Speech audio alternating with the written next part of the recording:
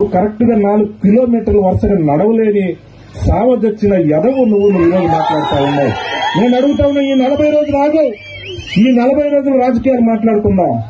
ఈ 40 రోజులు నువ్వేం చేసావు డెవలప్మెంట్, నేనేం చేశాను, నేను 3 సంవత్సరాల్లో నేనేం చేశానో మాట్లాడుకుందాం. ఆఫ్టర్ ఎలక్షన్ అయిపోయిన 24 అవర్స్ తర్వాత తెలుసుకుందాం. ఛాలెంజ్ చెప్తా ఉన్నాను, నేను ఛాలెంజ్ చెప్తా ఉన్నాను.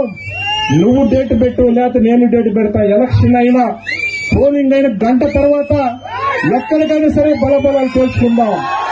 ఎంత దూరమైన పోవటానికి రెడీగా ఉన్నాం.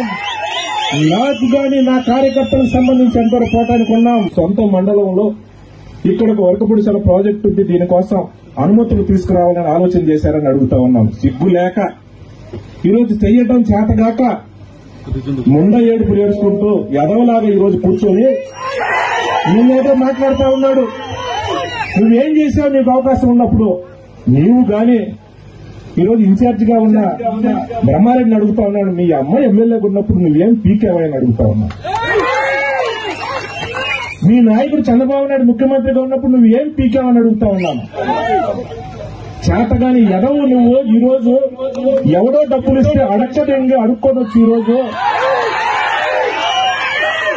గ్రామాల్లో రెచ్చగొట్టి